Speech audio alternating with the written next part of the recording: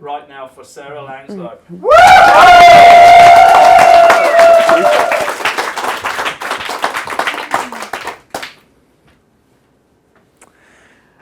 I want to start by taking you back to December 2018, about 6 months ago.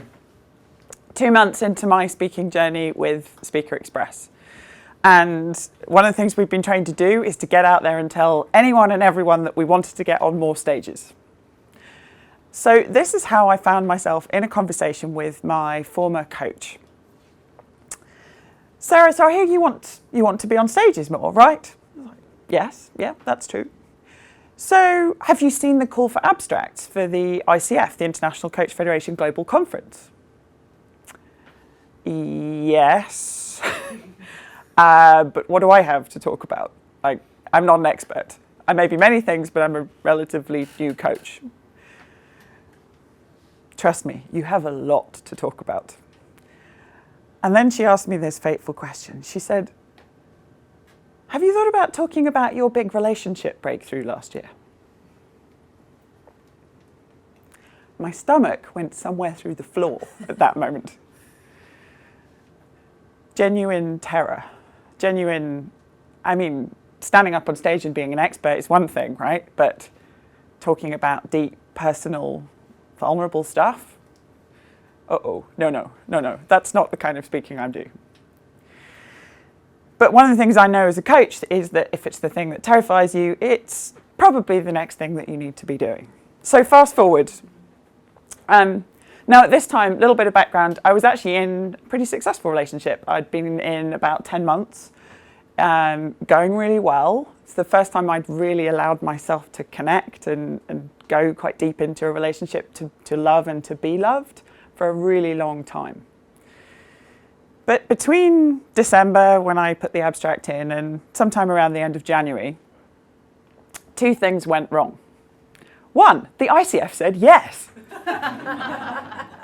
Oh God, yes, please come and talk on our stage about this deeply intimate personal subject. Because the abstract I'd put in was titled, thank you ICF for a 10-word limit, How I Became a Better Coach After Falling in Love. So first thing that went wrong, they said yes. And the reason this is something went wrong is because of number 2, that my relationship ended. Now, he's a lovely man. This is going on YouTube, so I want to be really clear. It was absolutely the right decision that the relationship ended. It was not the one I was destined to be in for the rest of my life. But in terms of this talk, complete disaster.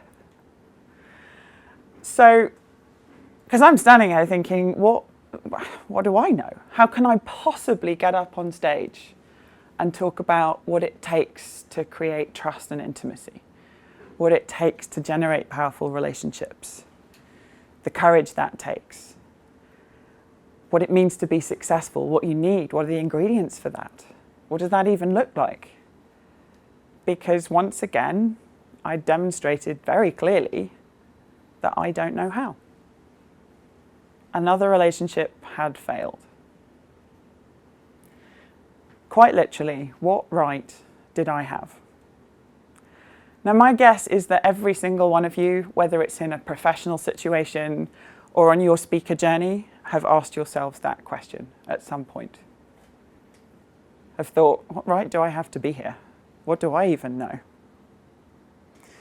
Now, we can fast forward a couple of months of procrastination and avoidance and generally refusing to even contemplate writing anything for this talk.